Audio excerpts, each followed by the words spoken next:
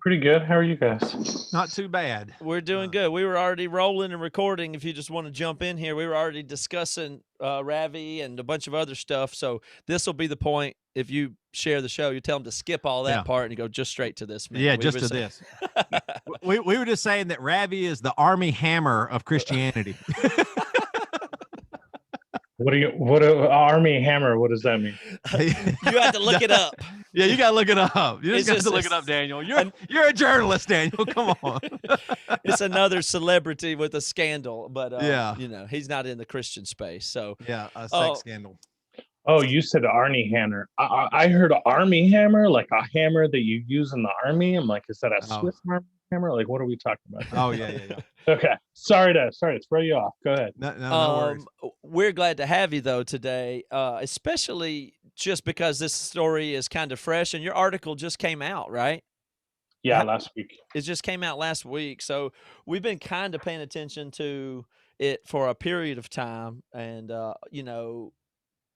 following it. But now, having read your article, it feels finally like makes sense to get the full picture and understand. I thought your article was terrific.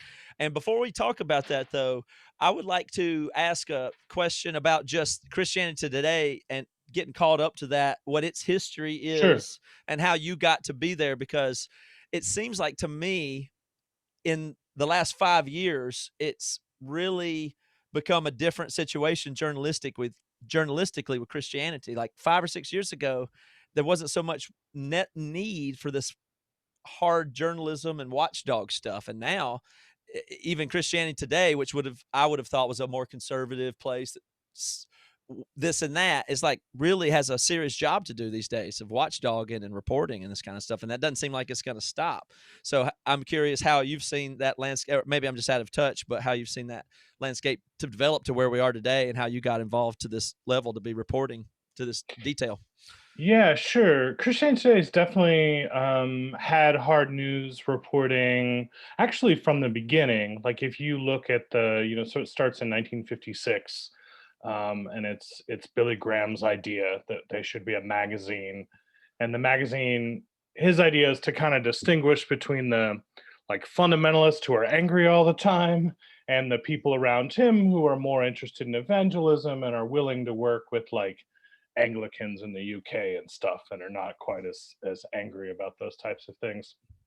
But if you look at those first magazines, like they have news reports, like here's what's going on in India, or here's what's happening with Christians in Alabama, or stuff like that.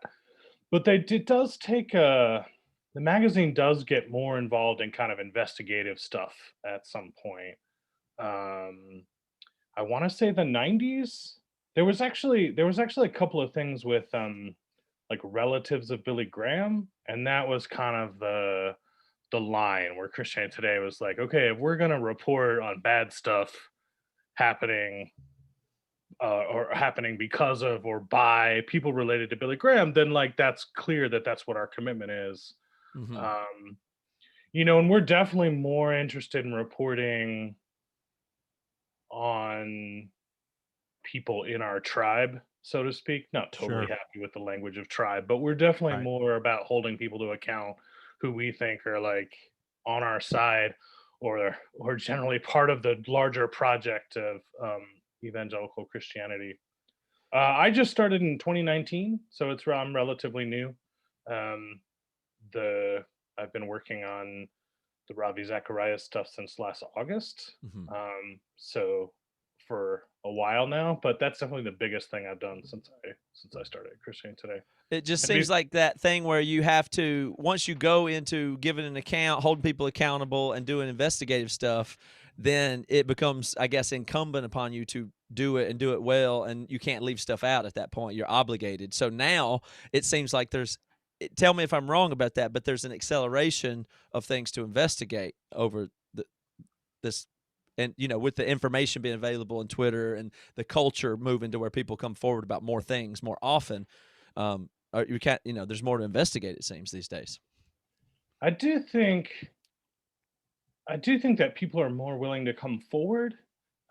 People at least have the idea that it can work out well for like whistleblowers, and or victims. People. I mean, I think this is the Me Too movement. This is you know the stuff that came out with the Catholic Church, with the Boston, and starting with the Boston investigation and the Spotlight team at the Boston Globe. People learn how to report, and people who've been living actually in secret sort of see an option to sort of tell their story. So I don't know that it's 100% a change with us. I don't know that it's 100% change with Christianity. I feel like we're just a part of this like Mhm. larger thing. It does feel like Christianity in general, though, is in a big shift. And it does feel to me like Matt was saying earlier, like Christianity Today would seem like a a site or a publication that was just real pro everything church. And now with articles like this, I feel like there's some credibility added now. Not that there wasn't credibility before, but even more to call out our own, like you said. I know you used the word tribe. I kind of agree. Maybe it's not the best word, but our our group has done a pretty poor job in general of calling out ourselves. Like I think overall Mhm. Christianity has had a real failure with let's give him a second chance. Let's it's such a good person. Man, that pastor has meant so much to somebody, to our the movement and all this stuff. And there has been a lot less clear reporting and clear data. And so it is pretty eye opening now uh, to see this and for you guys to be taking these stands.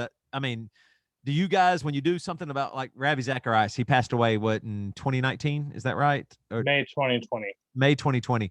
Um, And the most recent scandal came out in September when I reported them in September. That was the September 2020. So, Yeah, couple months after he died, basically. have you received pushback because he died and let's just he's gone, let's just move past, or people been receptive to this critical report that you've given? Yeah. Well, to back up for a second, I just want to push back a little bit. You said like maybe Christianity Today used to be really pro church, and now we're more willing to report on scandal. And it's it's very it's very clear to me that we're doing this because we're pro church. Mhm. Like that reporting on Oh, yeah, right. scandal. Yes. Right, Yes. just to be very clear. Oh, no, I'm yeah, yeah. sure, I'm sure, I'm 100% sure there were people in the past who were like, let's not report on this. It'll hurt the church. But my editorial team, the people above me and the people that I report to are very clear that not reporting on something like this would Right. hurt the But church. that So shift in Yes. that's mentality a is great. change. That's Yeah, That's a right. great. change, Right. absolutely. But the change is not that somehow we've stopped caring about the church. No, no, I No, think no, it's that's If right. very pro I Christianity and want pro church. to, Yeah. I want to argue the opposite. No, Yeah, no, yes. Sorry. Yes, you're right. I believe Christianity Today, obviously, even in the title, is very yeah. pro church, pro Christianity. But I'm saying taking some of these stands and writing about that's what I'm saying. I think a lot of, I think, But the criticism you pointed out, absolutely. I definitely have heard, a million and one times that he died, and so why even talk about it? And you even saw in the last report in the investigation that the RZIM commissions, you heard Zacharias himself say, "Don't tell on me because a million souls will be damned," or something like right. that. So yeah, you do hear that. I got a ton of pushback after I wrote his obituary. So I wrote his obituary for CT in May of 2020, and we kind of knew that there was some stuff. Certainly the stuff from 2017, but we knew there was some other stuff that like seemed scandalous, but we didn't have any Right. evidence and couldn't, report. Um, for a reporter, the worst space to live is that space where like but you can't say it, you can't prove it, you don't know. Right. So we wrote an obit that was very circumspect. It was like 5 paragraphs long. It was very short. It was just like, here's who he was. He died. Here's what he died of. And I used, a paragraph and a half of my 5 paragraphs to say these scandals have happened. We know that this stuff has happened. Both mentioning both the sexting scandal from the sexting accusations from 2017 and the credentials scandal, which was kind of rolling for a while. And that's when I got the most pushback, actually. That's when I got letter after letter after letter Really. Yeah, people really upset and really angry that they just saw it as a moment to honor this person and to celebrate him, and the fact that we were gonna say, well, okay, but you can't not acknowledge this stuff. Like, not Right. acknowledging it is a line that we're not willing to cross. And it's Uh, not, it doesn't have to be a moral line. I mean, it really does not have to do anything with morality to know that you have to take care of your own self, because it leaves you in further worst case to ignore things and then look bad later that you knew or could have said. It's basically that we have a duty to tell the truth, and that's the best way to cover your ass, is tell the truth and not sit on things. Sitting on things can be obviously damaging. So there's a duty inherent, even if you're just trying to protect yourself, and it's part of, and it's also part of the immune system of any system of, so say for the church, I consider what Toby and I do to be some function of the immune system of the church, and what you do to be as well, from a different point of view and with a different reason. But everybody knows it's necessary for everybody to say the truth that they can. It's just very inconvenient for a lot of people a lot of times. So it takes special people or boldness or a publication or a, it takes other things to really push it through, because nobody wants to hear it. They just don't Yeah. want to hear. It's like, way, if you could just vote, does anybody want to hear bad stuff or not about your hero? Everybody's, I mean, the majority, it doesn't get to determine, shouldn't it get to is determine that hard, outcome. yeah. Yeah. What does it feel like, Daniel, for like you starting to collect information and the world doesn't know it yet, but you do? Like you said, you had to hold on because you can't report until it's actually real. You know what I mean? Like you can't. That would be Yeah. that could be dangerous or hurtful, or you could be wrong. Like you have to do real reporting, and you're holding this stuff in and knowing, oh, wait a minute, there's some real bad stuff here. And then you are building a case to write your article, basically, right? What does that feel like? Yeah, and especially with that first one in September, there was a really long stretch of time where I thought I might never get the evidence that I need to actually write this article. Like, I don't know. There's a kind of critical mass you need. You can't just have one person tell you a bunch of stuff and then go to Right. press. You Right. really have to be careful. So yeah, that was a pretty long haul. That took kind of weeks and weeks. That's not true for a normal article. Like, a normal article, you have a pretty good idea. Like, I'm gonna talk to a couple people, gonna do some research, and then I'll write it up and it'll be ready to go. But yeah, this required a lot of careful work. I mean, talking to victims, first of all, the victims were not immediately ready to go on the record. There was a lot of negotiation of, would they consider being named? Did they trust an organization that had Christianity in the name, to do right by their story? Did they believe that I was gonna tell their story truthfully and accurately? So yeah, that's a long process to Yeah. work I through can't all that. imagine building that trust with the victims. Like you had to do that so that because they'd already been hurt and now they think, what is it? Is it going to be used against me? Am I? Because I'm sure his was it RZIM the Hmm. had probably contacted them and talked to them, and and were the victims kind of scared to talk at first, like because they didn't know how the RZIM information RZIM hadn't had any contact with the people. RZIM didn't know who they were. didn't know. But they were all aware that RZIM had sued a previous person who had Mhm. made accusations. And so, if you're a normal human being, and there's a ministry with millions of dollars and a famous Christian with lots of very rich friends who has a penchant to sue, like, you're cautious and reasonably cautious. So Right. Oh, absolutely. The churches, in my experience, I've dealt with more than one church, more than one mega church, for more, with boards and negotiations and things like that are very zero sum and negative, and you start to get the feeling of how powerful those things are and how unlikely they are to change. And some of the details about that I find to be really the most important about your article and most mm, disturbing to me, because the sexting, I mean, I can get my mind around that pretty easy, and he's got way worse stuff than sexting. I want to talk about it too. But in general, yeah. a large figure who's very powerful and has sexual misconduct, that's, to whatever degree that is, that's very, at least, common or easy to understand, at least. But the ways that the organizations that are supposed to hold those people the whole idea that these boards are for accountability and to help and to prevent that, when they become complicit with cover-ups and ignoring information, some of that becomes the most disturbing stuff, the details of that. And the particular thing in here in this article that I'm going to say a few things from it, but this is the thing that turns my stomach the most. That it says in there, Zacharias warned the woman, and this sounds like it's out of the Bible. Zacharias warned the woman, a fellow believer, if she ever spoke out against him, she would be responsible for millions of souls lost when his reputation was damaged. Isn't that evil? That's Yeah. crazy. That was I don't remember all of the context of that, but just hearing that line just stuck out to me. I copied and pasted it because I was like, damn. Yeah. Yeah, Um, there were a couple of lines like that, and it's also stuff like that that starts having the, the ring of truth. You were asking like, when do you know you kind of have the story?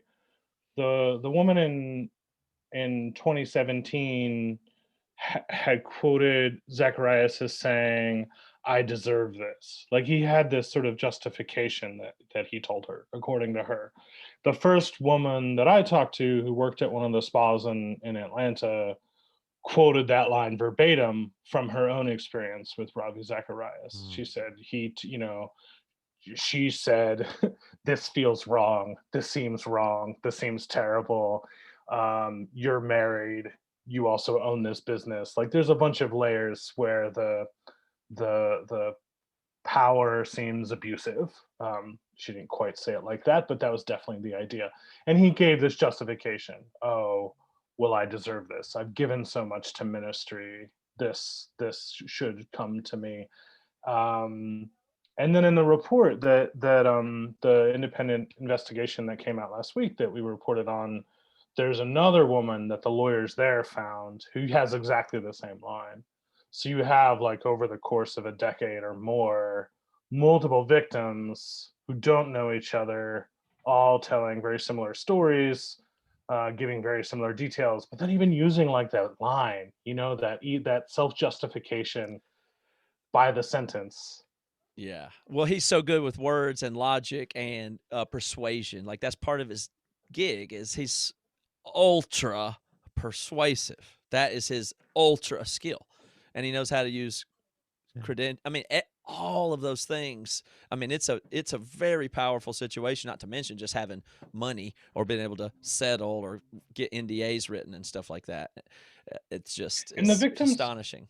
and the victims that I talked to for that first story in September were very clear that like he cared about them, and that was the first moment when they like let their guard down. Like he was able to be vulnerable and authentic and in the conversation and like connect with them as people. And I think that's part of what makes it so devastating, right? Is that is a real human connection that Right. then gets abused, that then gets you in retrospect realize, oh, that person didn't care about me, it was all manipulative, but they did have a human connection that they were willing to manipulate in that case. Well, let's go back there a little bit because you're I guess was that your first article back in September 29, 2020? Right.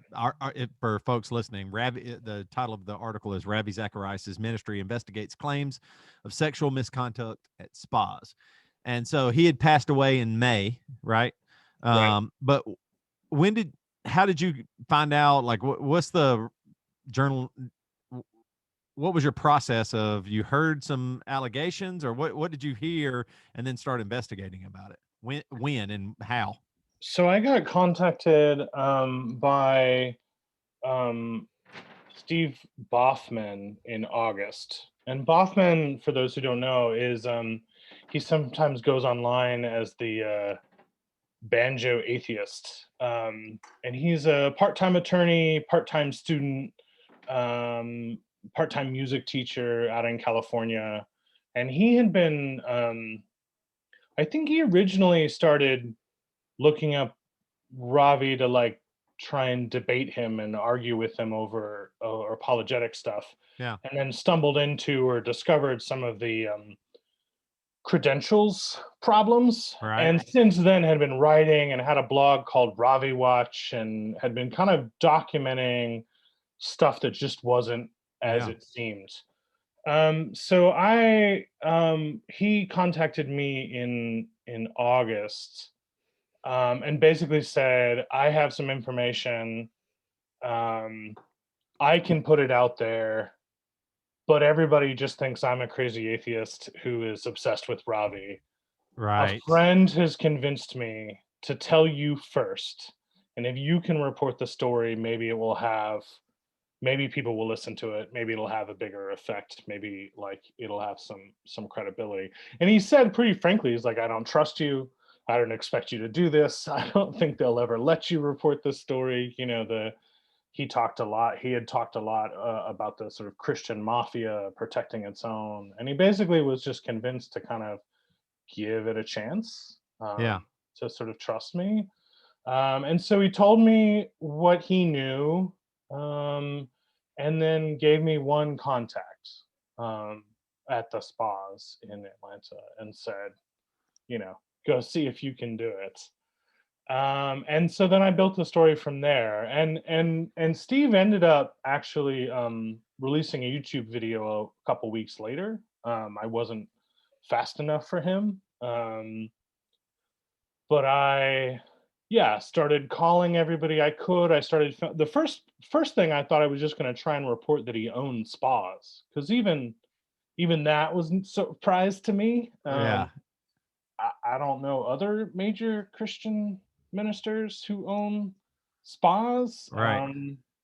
All of my reporting told me that these were legitimate businesses. They weren't really for prostitution, but pretending to be spas. They really were spas. Yeah. And yet it's still an odd choice. I Right. mean, yeah. So I first was like finding the financial information about that. And then I was able to track down ultimately 6 women who worked there. Um, and 3 of them told me that they'd been abused and were willing to tell me their stories. And this was, yeah, this took this took weeks and weeks, and phone calls and phone calls. And there were people that I like called at their place of work 6 times, and you can't really leave that as a message. Hey, I suspect that you were abused by a famous Christian 10 years Right. ago. Can you call me Right. back? So you have to kind of say, hey, I'm looking to talk to you about this thing. And um but yeah, so I found 3 women, slowly convinced them to tell me their story, first off the record, agreeing not to publish anything, and then as we built up trust, sort of moved forward, and then was able to document as much as possible for my own sake, and a little bit for the story about them too, like that they worked where they said they worked, that they had the history they said they did, and that kind of thing. My experience there is that I've had people lie to me before. Stuff falls apart pretty fast. You can Yeah. tell pretty quickly. And for every true thing that you find out about someone, it's more likely that the next thing they tell you will also be true. Hmm. So let's go to some of the allegations. So there's those which were along the lines of he would develop relationships with massage. What was the pattern there with the massage people? Yeah, so he would, according to these women, would go to the spas, and he owned the first thing is that he owned them. He bought, with a partner, a spa that's a couple of minutes from his office in Atlanta, their big like HQ headquarters there.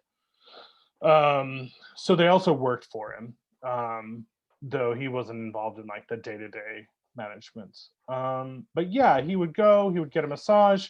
He quite famously had a back injury, which he treated with massage.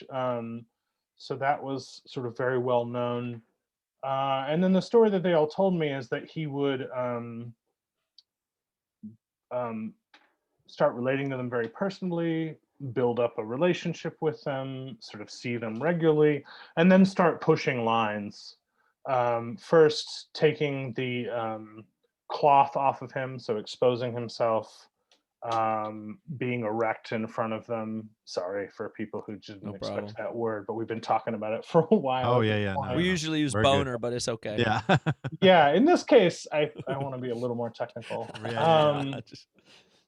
Yeah, and then touch, and then there was groping, and they all told me that like it would start out seeming like an accident, and then they would kind of back away, and then it would get more invasive and more. And these women knew he was their Aggressive. boss and the The owner owner. and all of that, right? Not, I And that mean, he was a famous famous. Christian. Yeah, he Yeah, had power and all of that stuff. the Yeah. second spa. Yeah, I mean the headquarters are down the street. The name is on the building. It's his Wow. name. It's not super secret. And the second spa actually sold his books in the store, in the spa, and the women talked about like knowing that he was going to come in regularly, so they would like read his Christian books to have something to talk about with him when Wow. he came in because he Yeah. was this powerful person. Right. And then with the one person, he sort of escalated to the point of he would masturbate in front of her. Basically every time, so more than 50 times over the course of a couple of years. Wow. So that's pretty And then, And but all all. that happened between like 2004, I think, and 2012. It's about, there's two spas. They're in exactly the same location. So the one folds and he opens up another one in the same spot. And then, but there was also, what about like he had on his phone? How did you find that out? Like on his phone, there was pictures of naked women and texts and sex and stuff like that. What? So one of the women from the spas told me he solicited pictures of her, and he was on the road all the time. But she said she didn't give him any photos. That for her was a line Yeah. too far. But in 2017, which is a few years after the spas closed, but we found out about that first. In 2017, there's a woman in Canada whose husband was actually a pretty significant donor. He had purchased a bunch of radio time so that Ravi's, I forget what it was called now. That wasn't Ravi's, but it's one of his regular Christian radio spots, Yeah. could play on the radio. And a woman in 2017 wrote the board. I think this is right. She wrote the board and basically said, I have been having a um, text and phone relationship with Ravi Zacharias. I feel really terrible about it. You guys should know about it.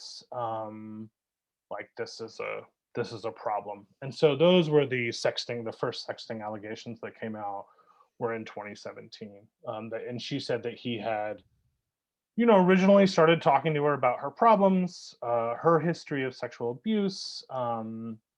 They talked at a dinner, and then it progressed to email, and then it progressed to text, and then it progressed to sexually explicit stuff, including images and phone sex. Actually, um, he replied in 2017 by suing her and claiming that it was all an extortion scheme, that Yeah. she and her husband had cooked up this kind of crazy plot to get millions of dollars from them. So that right there is way off the rails, in my opinion, as far as it goes from.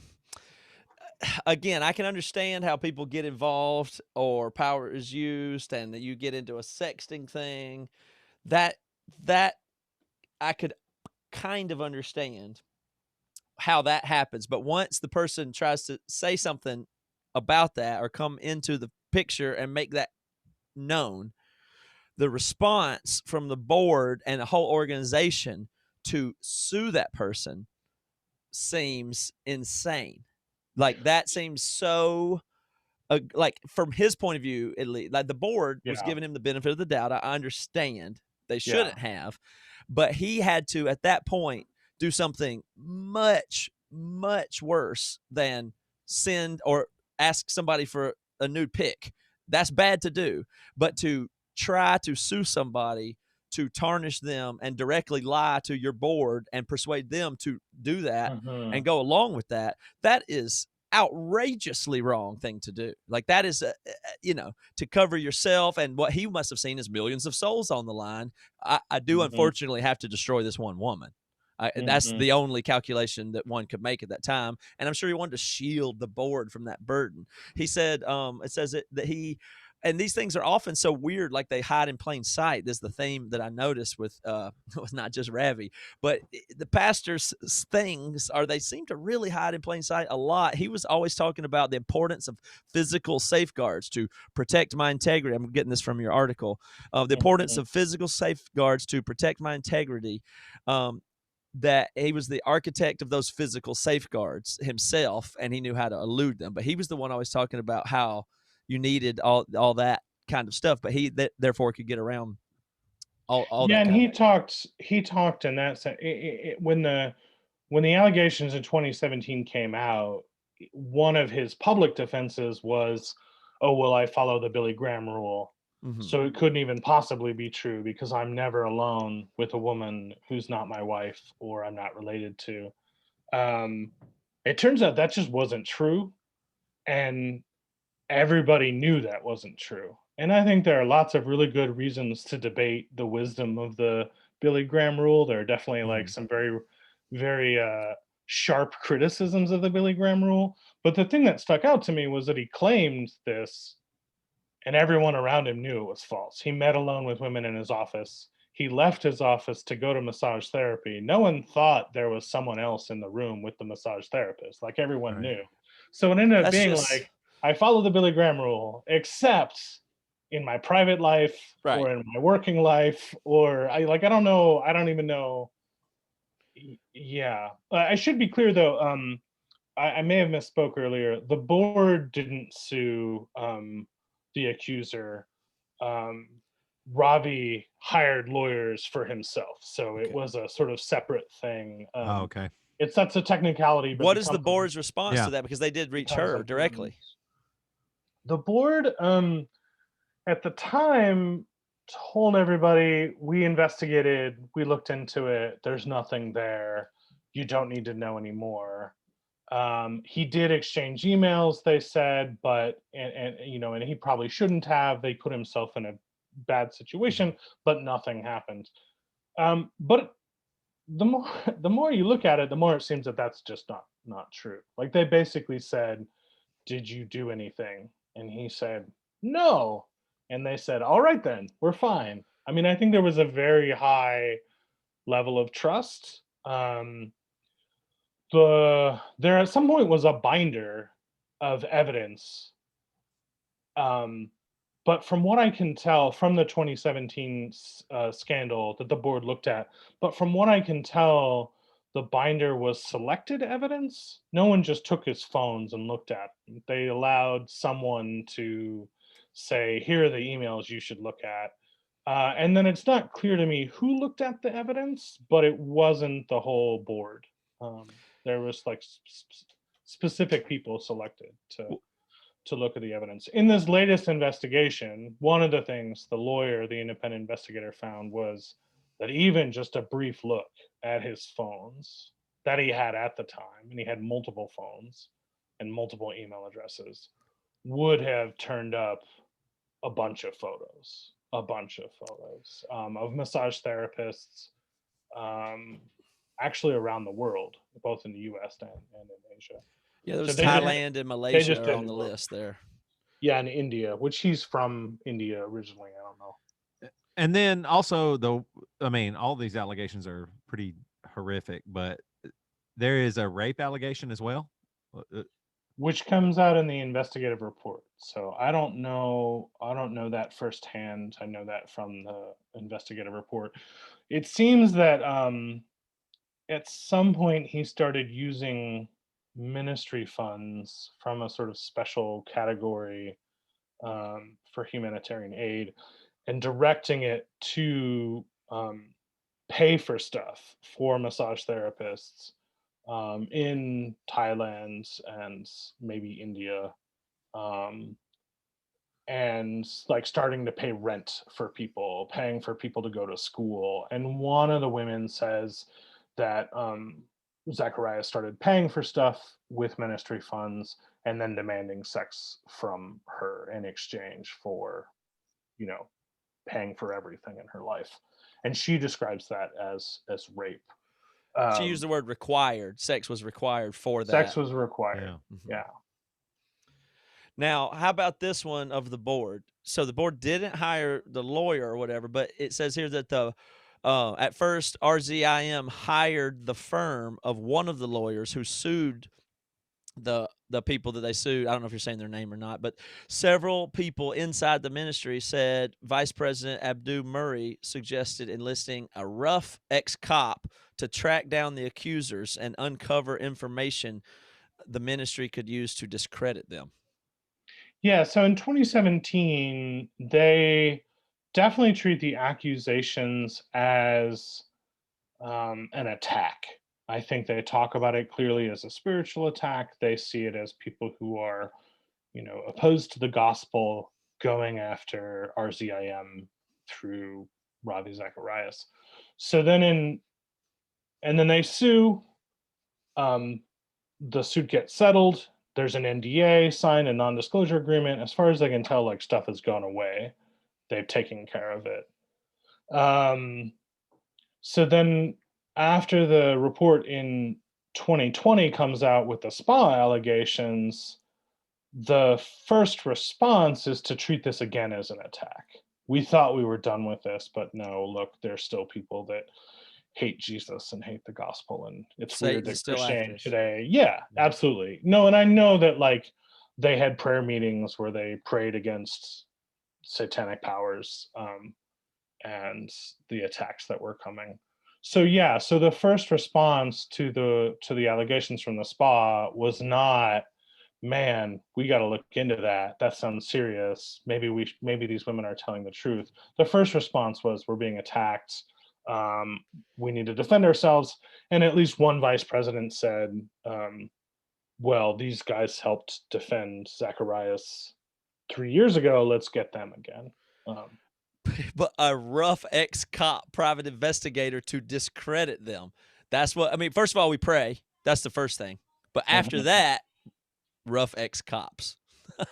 It's just wild. I do find that in general, when people start talking about investigation and police, especially if they don't have a lot of contact with that world, they start getting very colorful, and they sort of buy into the fantasy of the, I don't know, a Dirty Harry or a Sam Stone or some kind of gumshoe reporter who investigator who's gonna. Mhm. But I do think there was a real concern. I mean, I don't know that that happened. I don't know that they actually hired someone. I think that it speaks more to their state of mind than Right. it does to an actual investigation. But that is, that is the women who were abused. That is the thing they were worried about, right? Is this ministry going to use all its money to destroy us for telling the truth, to find stuff out about us and essentially slander us until people stop believing us. And then there's the NDAs, which I mean, NDAs, in my opinion, are not things. I don't think they're good, especially when they're involved with churches. I've seen them used in church settings in terrible, terrible ways from Hmm. even the inside, preemptively after the fact, stuff like that. And what is the deal on this one with the NDA? There was an NDA that even still they won't let the person out of.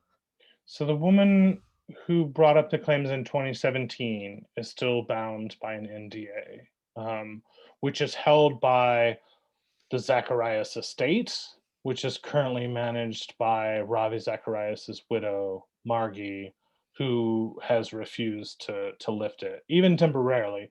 So the independent investigator said, uh, we think this stuff that happened in 2017 is relevant. We would like to interview everybody, but there's this non-disclosure agreement. Will both parties agree to essentially put it on a hold or just like lift it temporarily? And the woman who's been quite vocal that it was a mistake to sign it and that she wants to be freed from it, said, "Yeah, of course, I'll lift it. I'll talk to you. They can also talk to you."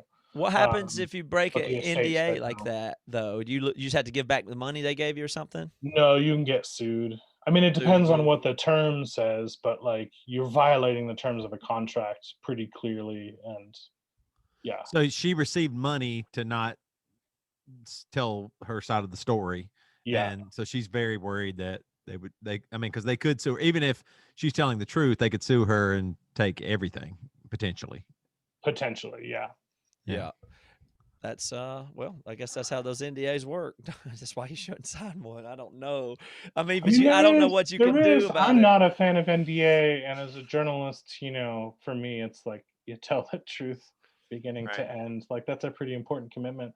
But there is a logic to NDAs if you're like, I don't know, if you're an advertising firm and you quit and you go work at another advertising firm and you then say, "Well, I know all of their clients." Sure, I understand Sure. that. Yeah. So, Yeah. like, there is, like, that's why the legal tool was invented. Yeah. There is a reason for a very limited use of an NDA, Proprietary knowledge, totally good with that.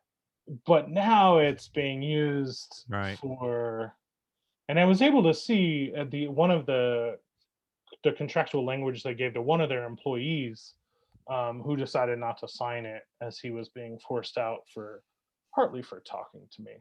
Um, and there it said there was also specifically a non-disparagement clause. So Mhm. it's like it's not even pretending, hey, this is information that like we own or that you don't have the right to spread. It was literally saying you can't say anything bad about us. Like that's the rule. Well, that would distinguish that, in my opinion. There should be a couple different ways. They should have one should just be called hush money deal, and the other should be called corporate information protection.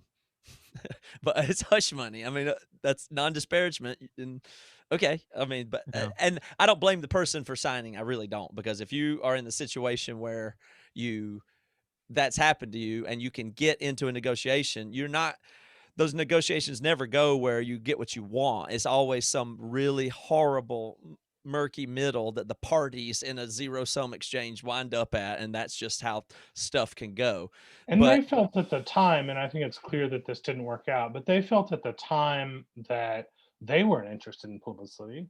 They weren't trying to become like famous and tell their side of the story. And like what they wanted was accountability. mhm, And it seemed like the money that Zacharias was going to pay in the settlement was going to mean that somewhere the board was going to say, okay, like, why did you pay this money? You right, didn't pay this money because you did nothing wrong. You paid this money, let's talk about what you did wrong. And so it would like trigger accountability, and then they would avoid publicity and not have to Yeah. make it a like giant, public reputation, um, battle, which no one wanted to have with Ravi Zacharias. I think one of the things that you guys did really well too is that adding this section in here where it starts up here where it says psychological studies show us sexual assault victims find that about 95% exhibit symptoms of post-traumatic stress disorder, and then you go on to list like one of the women stopped believing in God for a while. Another said she has not been to church since she and can't trust religious institutions. A third moved away from Atlanta, changed her name, changed careers, never mentioned what happened. All of that stuff.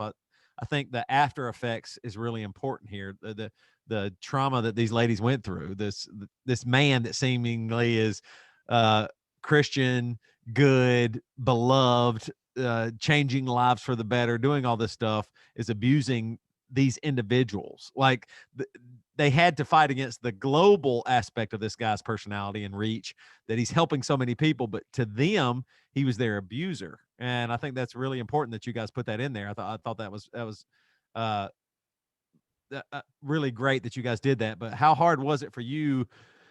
I don't know. Were you like a fan or a follower of Ravi Zacharias, and now to talk to these victims, what was it like for you personally? Well, I want to talk a little bit more about that part you just mentioned, because some of the accusations, like sexting, I do think normal people can think, well, is that big of a deal? Like, that's fine. Right. Maybe it is or isn't my own preference, but like, it doesn't bother me if someone else is sexting with their partner or with someone. But but that's different when um, it's a famous person. Right. It's a different when it's a person who controls your financial situation, so you Hmm. are forced, or No doubt. Right. you feel like you might be forced to do it. Hmm. It's also different when it's a religious figure.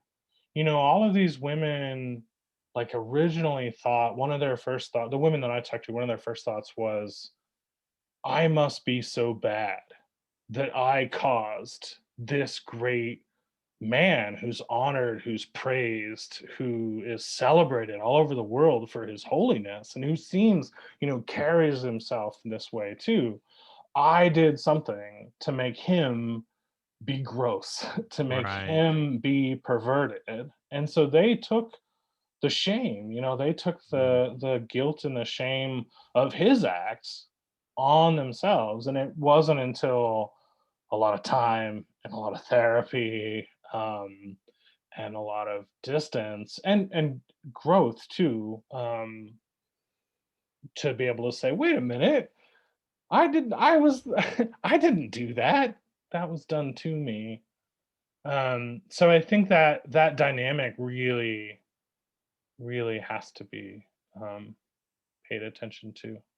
It seems to just be an accepted collateral damage to doing so much good in the world. That basically is what this all comes down to, is a complicit system that says there's a certain amount of necessary evil to getting the kingdom work that this gets done. Just like they say, well, cars are bad because they kill 40,000 people, but overall, we let cars happen. So to do the Lord's work, these are just some of the bad things, but it doesn't erase what he did and all the stuff. And that's a tough.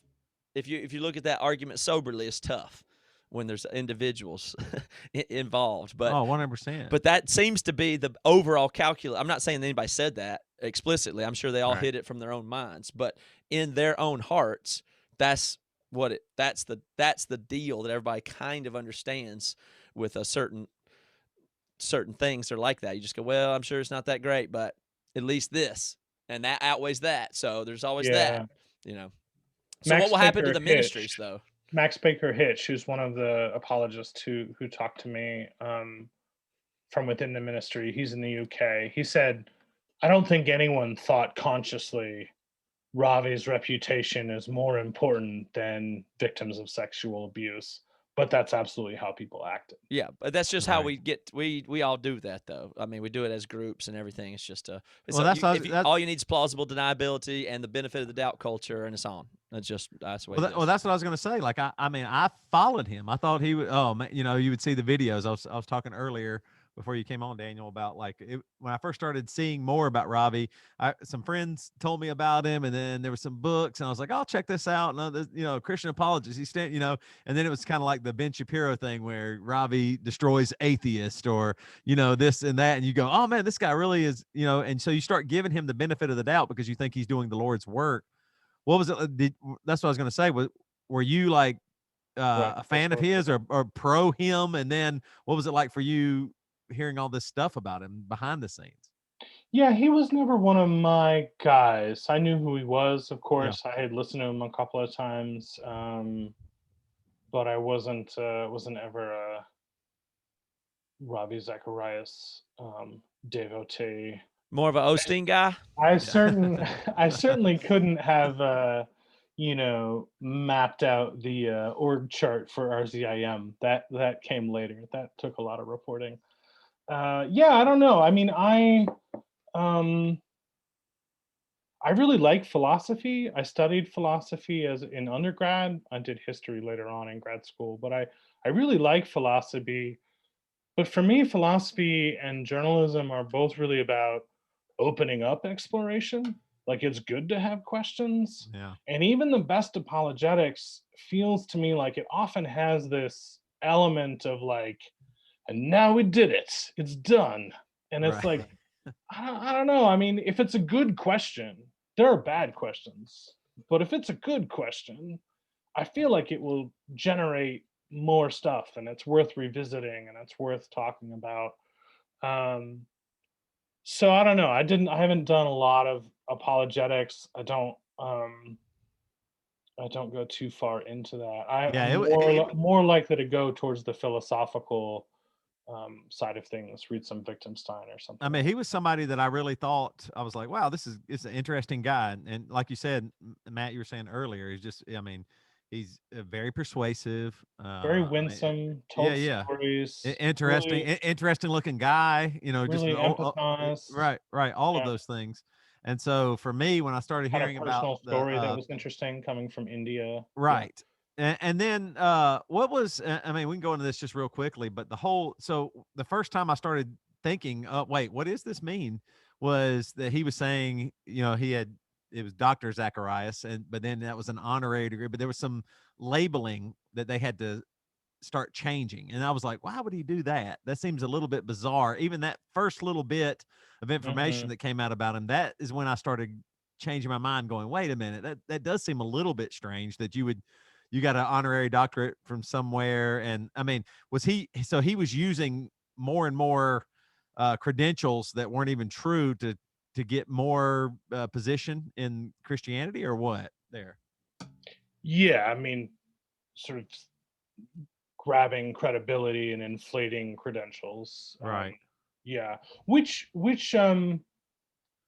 happened a lot in the old days. I mean, I don't know if you know, like Francis Schaeffer. Everyone called him Dr. Schaeffer. It's an honorary doctorate. Like it used to be a pretty normal thing, It was normal. and it is still in some cultures. I mean, it's a little bit like the southern thing where you call someone a colonel. Like in a certain context, you know that this just means I honor you and not you earned this title or you earned this degree. Though I think the line between it's honorary and we say it just to honor him and I'm pretending to have accomplished something that I didn't. That's a pretty blurry. That's a pretty blurry line. And Right. Zacharias was very clear that what was the effect of claiming these credentials, and it went beyond that actually with him. So he um, I think it was at I can't remember now if it was Oxford or Cambridge, but there was something where like he took a he sat in on a class and then claimed to have studied with a person. Yeah, said he went to Right. Cambridge or Yeah. Oxford or And then something. he like had a position at one of, the way the Oxford system works, you can have all these different schools. And he had like an affiliate position for like a summer program with one of the things associated. So it was like two Yeah. or three degrees from Oxford. And then it would be he taught at Oxford. And it's like, well, no, like, no, that's not. But Right. he seemed very clear on the effect that those types of claims would have. What was his so his name of one of the spas was called Touch of Eden, or maybe that was both of them. But he had a Touch business of partner, Eden was the first one, and Javon Wellness was the second one, Javon Wellness, and his which partner Javon was, is apparently like the Hindi word for life. oh, okay. But he had a business partner, Anurag Sharma. I might be saying his name wrong, but what was Anurag, yeah. Anurag? What did he say, and what did he think about? I mean, is he also a Christian support? What was this business partner in your article? It just says business partner. Yeah, so Sharma was also from India, lived in the US, and sort of came into contact with Zacharias and loved him. And he's also someone who's listened to like lots and lots of self-help tapes. And when he found Zacharias, he just thought this guy's the best. And he loved everything about him. He listened to him every day and ended up becoming friends with him. And I think that Indian connection helped. Like they had him over for dinner and stuff. And Sharma told me, for instance, like, oh, I would text him all the time. I loved him so much. He was the smartest person around, and I just loved to be around him.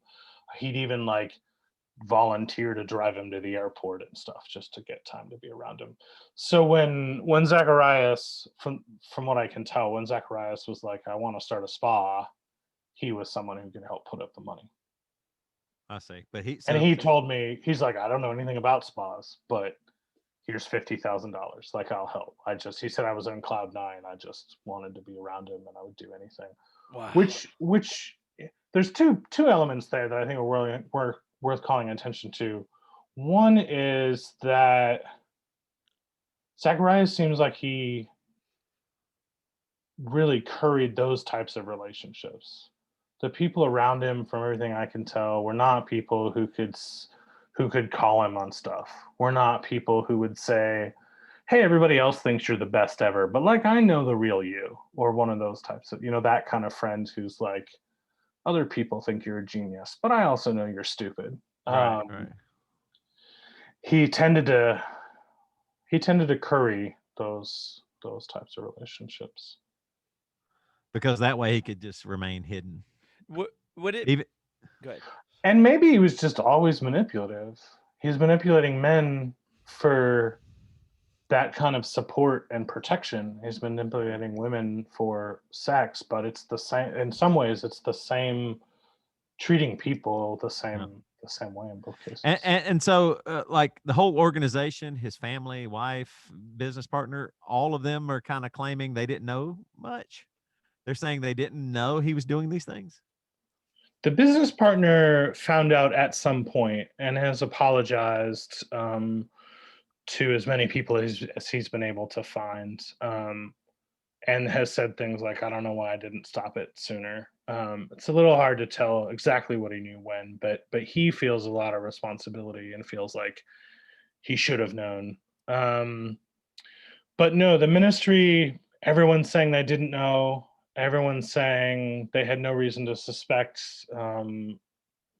and No reason at and all to suspect. Yeah. and the external investigation, the independent investigation, says specifically, we did not find any evidence that anyone knew. Like there's no I don't have any evidence that anyone was in on it, that anyone else went along with it, or even like heard about it, decided not to look. I mean, I do think that there is a point where not knowing is its own kind of indictment. It's one thing to say, "Oh, I knew and I hid it." That's clearly a wrong and evil. But I never knew, but should you have known? There's a Right. lot. Sometimes it's your job to know. There's a statistic Yeah. there that would be interesting to have, and it's how many times do boards do investigations that come back with nothing to see here versus that's not. I mean, it'd probably be a staggering amount of because when there's an investigation, you'd think a certain amount of that percentage would be stuff to find, but I bet it's skewed because that's in the pattern of many scandals that come out. They always do an investigation where they hire an investigator that is like independent or whatever, but it often will come back clean. And And you see, then there was you that have it. first You go, well, impulse. we did our part, and you don't have to. You do not look after that. Like once you've done the thing, got it. What you see is an independent investigation, and it came back negative. You're good to go after that. You don't look anymore if you don't have to. And there was that first impulse to investigate, meaning to look into the people who are attacking us. Right. And there also is, pretty well documented in the stories, an impulse of, we don't need to investigate because we know this man. We know him Right. personally. We've been around him. Their initial denial to me was, he's 74. We've been around him all his life. I think And we would Right. know. we Right. know the Yeah. truth, and there's a certain plausibility to that, except Right. if people are hiding things, Right. who do you think they're hiding them from? Yeah. You. And if your whole culture is about never questioning him and always supporting him and encouraging his dreams, then you're not going to know. But that's not an excuse. That's Right. why you're guilty. You're guilty of not knowing. I mean, it's wrong, but you can understand the organization wants to also save itself, its jobs and careers, And the and good it legitimately does. right, yeah, and it does do good. So so the one leader who was very charismatic and started it all, now is your downfall. Maybe I can understand the idea of maybe we just can't believe it, or if you got a whiff of something wrong with him, you do maybe look the other way. I'm not saying it's right; it's wrong, but I can understand somebody's mentality of, well, I better not ruffle any feathers because this is my job.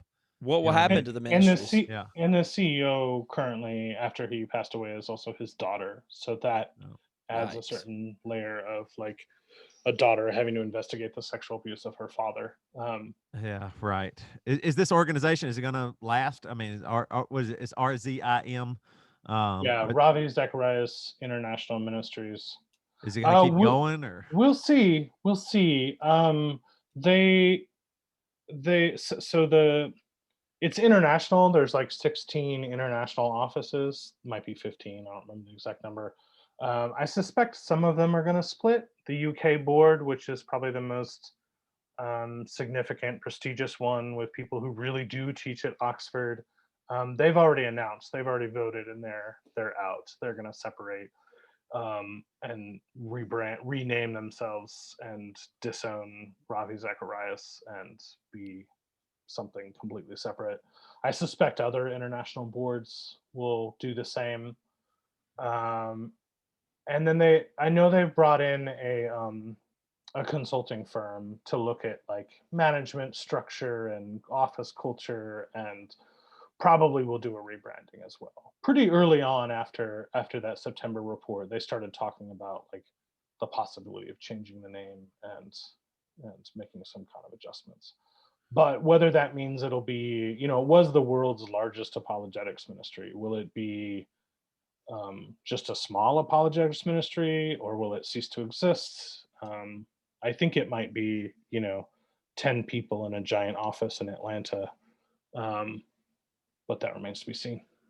The Wow. end of your article is just kind of emotionally devastating. I want to read it. The end of your article says 2 of the women who say he sexually harassed them in the spas agreed that Zacharias was a great man who served and sacrificed for the good of the gospel. They even told CT the good he did promoting the cause of Christ may outweigh the pain and trauma that he caused them, but they insist that that doesn't mean that the inappropriate sexual conduct did not occur, even with someone as godly as Ravi.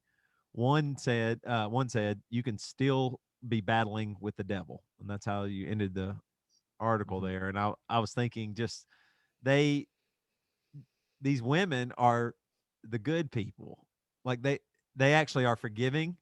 He did bad things to them that will Yeah. haunt them for their entire life, and they can actually say, they actually are saying he was battling with the devil, the things that they did to him. What was that like? Just these folks that you talk to, and they still And one of are them, still believers, still they're still trying to honor God with even their trauma. yeah. One of them, I every time I talk to her, she asks me how Zacharias's family is today. She's like, Mm. are his daughters okay? And I'm just like, that Right. Ugh. I'm so impressed that that's who you are, that It's Christ-like.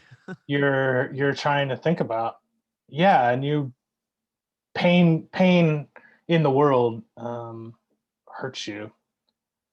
Um yeah, and they were really insistent from the beginning that what they wanted was the truth to come out. Yeah. And what they wanted was other women not to feel alone. Right. That part of abuse is secrecy. Part of abuse is darkness. And when they did come to terms with their own abuse, one of the things they kept thinking was how many other people are out there? How many other people are living with this type of secret? From Zacharias, but from others as well. Right. And so they said, no, that's why I want to speak up, And we talked about at the beginning. I'm like, I can't promise you that RZIM is going to ever take this seriously. I can't promise you that Christianity writ large is going to believe you. I can't promise you that any sort of change is going to happen in the world, but like we can tell the truth. Yeah. And that to them was worth it. Well, Well, Daniel, yeah. we appreciate them for And that very much. The people, yeah, and I mean, whistleblowers and people, we've got to support right. them. And I mean, I even appreciate Christianity Today and you, Daniel, for really, I mean, I do think you are putting yourself out there. I think that a lot of people go, yeah, I mean, even the victims are saying, but all the good he did do good. That's what's so hard about this. I believe that Ravi Zacharias did a lot of good, but to not expose the things that weren't good would be sinful to me. That actually would be the bad, deceitful thing, to not show the darker side of a human. And for you guys to do that, and for you, to interview these folks and spend so much time on it, we really appreciate it. And thank you for being so open and honest with us here. Thanks, I appreciate it. It was a real honor to have these people trust me with their story, and I'm also humbled by how many other people have done this work, before me on this story. There's so many people who have kind of broken up this really hard road, um, and have made it possible for these women to tell their stories and for me to be a part of that. So I Yeah. really appreciate everything everyone's done. Yeah, well, thanks you for the time today. We appreciate it. Yeah, sounds good. Now I'm Thanks. worried that the next time we see you, will be another expose. Well, maybe You maybe we might, can talk about something else. Maybe we can have yeah, a fun. Do you guys do fun bad Christian podcasting? We try to maybe, have fun. yeah. We'll try to. Yeah, you got any You should have a lighthearted? you should have a fun Christian every other episode or You got any something. like a raffle articles you're writing, for to help the I mean, homeless or something? I do write other stuff. Oh, sure. Yeah. Well, Hey, Dane, Matt, go are ahead. you in Tennessee? Where are you? I'm in Seattle. Yeah, You have a I used to live in Clemson church Franklin, in Tennessee. Seattle? Yeah, Okay. yeah I'm in East Tennessee. That's why I wondered. yeah. You're what is it? Johnson City? Yeah, I'm in Johnson City. Yeah. Yeah, that's a great Christianity big, by the way. Today is located in Chicago, Greater Chicago, but I work Okay. so. Yeah, I was living in Franklin. I just moved now, but yeah. So Next time you come back, I want to we'll just talk about the list of all the people that you have stories about that may never come to light. yeah. We won't have to go into the details, just list off who they are. That's not quite how that works, but it's great. It's Yeah. a great idea. It'd Right. be a Hold to very that popular list. podcast. If you need Daniel- to leak. Where can folks find you though? Do Christianity Today, or is there any other place you want to send Christianity folks? Today is great. I write on Christianity Today all the time. I'm also pretty active on Twitter at Daniel Sillman. Daniel Sillman. All right, awesome. Well, we really appreciate it, man. Thanks, guys. Take care. You too. Great. We'll get this out on Wednesday, I believe. It'll be up Yep, down tomorrow. it's coming out Wednesday. Or Wednesday. Sounds good. See ya. Bye. Well, Daniel, I mean, I really believe that the door has been open now. That's what I'm saying. With the internet, Christianity Today, you do have to take more seriously. It was considered to me just pro Christianity, and it was telling you about what's going on in the world. And I know they probably wrote some more hard hitting articles, but now in our circle, in the Christian circle, they are going to do some in depth investigative reporting, and I think it's going to be really good. Like you're going to see Christianity Today potentially have the possibility to do more for Christianity than outside news networks like CNN or Fox News or something like that. I mean, they might post an article about it, but within Christianity, we have to call ourselves out, and so I think that's good. Yeah, that's good momentum. Yeah. Also, you got to book that banjo atheist guy. He sounds kick ass. Yeah, I know. The banjo atheist. My God. I probably will get him. I mean, I know. It sounds like a fun guy. I know. He probably will be pretty fun. I mean, he's the atheist and he plays the banjo. I mean, you don't get much wilder than that. To put those together means he's one of those quirky guys that I think we're going to like. Well, how about this? If Toby Morrell in 1991, if you said, who's the good person? Ravi Zacharias or banjo atheist? Which one do I pick? Yeah, I know. You know what I mean? Like, seriously. Like, I mean, isn't that crazy that the banjo atheist, he even broke the story and said, no one's going to believe this, but at least I'll just try. Yeah. Well, I'll tell you what's the saddest part, if you really put all together all of the facts, including the business partner part. Right.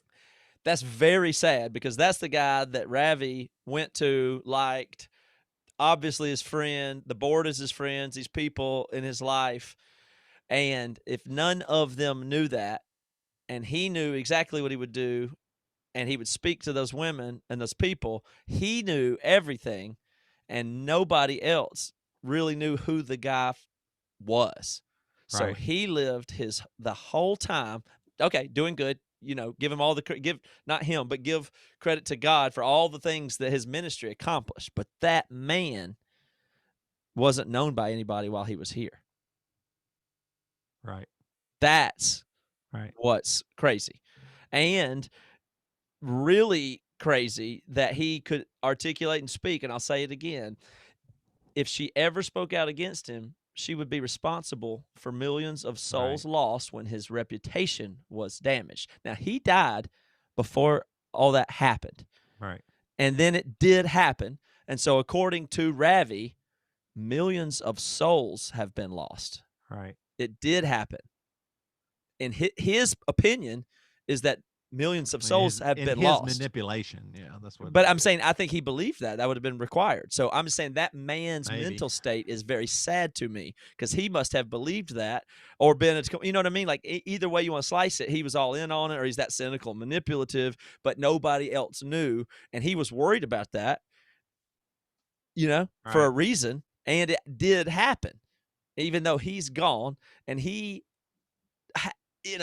left his daughter in the situation that he left his daughter in. Right. Yeah, so some people say, well, he never got punished while he was alive or he got out or whatever. But I mean, there's no evidence to me that he lived any quality of a good mental life. Well, how about this though? So it pops up on my Facebook feed every night. It's what's his name? What's dang it. Oh God, I'm getting old. Who pops up on Facebook? What's Growing Pains Christian? Kirk Cameron. He's doing this 100 nights, and he does he lights up his fire pit, and he sits there and preaches to you, right? Mm-hmm. He was, every night he talks about, man, the evil and Satan, and he will lead you away, and he will lead you astray, and all this stuff.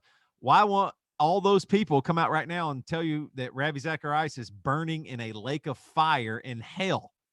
Because he is, if everything that I've been taught, that I was taught, not everything I've been taught, but what I was taught when I was growing up, somebody like Ravi Zacharias is burning in hell right now for eternity on fire for the crimes and the horrific things he did to people on this earth without repentance.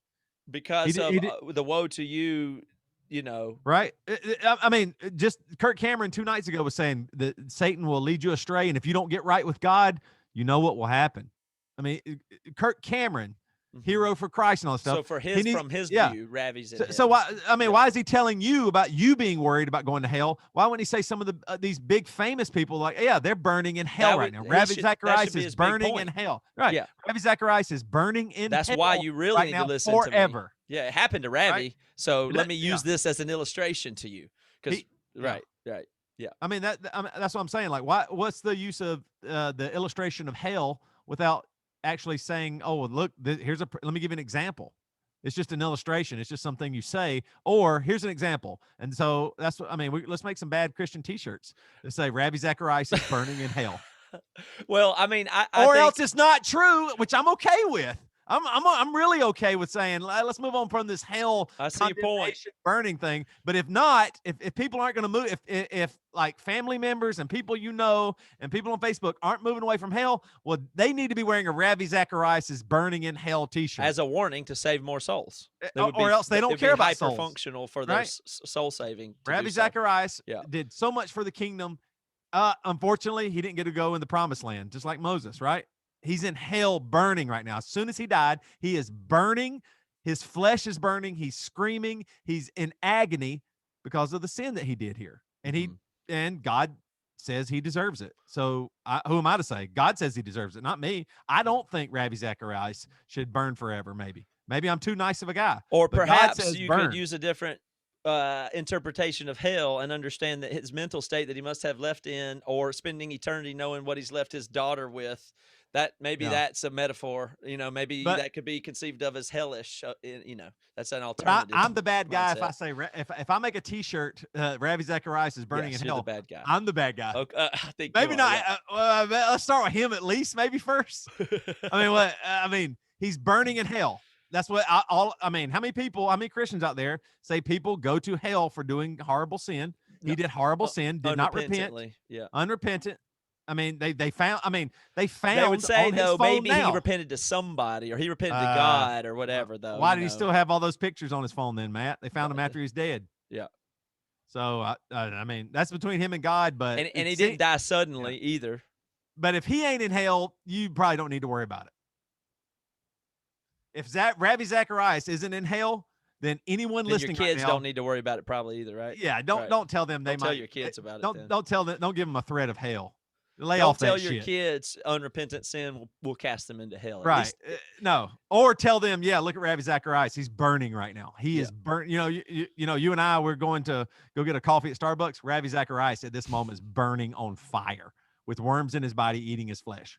and you in think darkness that with isn't fire. true, but possibly true, though. Like you're saying that, and there's Well, weight because I was to taught it. it. That's what I'm I saying. was You're taught not it. sure that that's not the case. I can't tell you that Yeah. he's not burning with flesh, his flesh burning and with worms in his flesh. But anyway, so this is a good moment to join the BC Club, I'd say. Because I'm telling you, I don't know what's right or wrong anymore, but I will just say I think Ravi Zacharias is wrong. And this is a great episode. I really appreciate Daniel coming on here and being so open and honest. You want more episodes like this? You want more stuff going on? You want more stuff behind the scenes? The BC Club is awesome. They get 2 extra episodes a month, a week, not a month. 8 extra episodes a month, I guess. We do Mondays and Friday episodes, and it's just going great. And the team, I call them. I guess I shouldn't say team, but I feel like our BC is a team that are all together trying to do the same thing, just figure out this thing we call faith and deconstruction and reconstruction, or whatever you want to call it. So join the BC Club. Where can they go, Matt, to join the BC Club? TheBCClub.com. Yeah, we'll try and tape another episode for y'all this week, public too, while we're at it. Maybe Friday, like we've been doing. Hanging out. Well, I guess that's it. I wanted to try and find a song to wrap it up. If I can find it. Oh my God, I probably won't be able to. Take your time. No, here we go. Be worth it. This song goes out to Ravi. Let's see. Hold on. Here we go.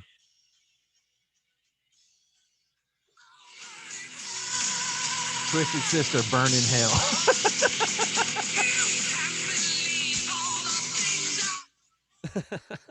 Goodbye. Maybe cut that in. There's no need to do that. That might be too jokey. Sorry. All right. That was great. Yeah, nice contained episode with the ads in it. That's done. I know. I can publish that right away. That's as easy to publish as a Monday, Friday. I know. There's probably you need to edit cut a couple of things before, but I got to pee. Can you text Lunsford? Let's talk to him for a second. I'm gonna pee and stuff too. Yeah. Let me pee.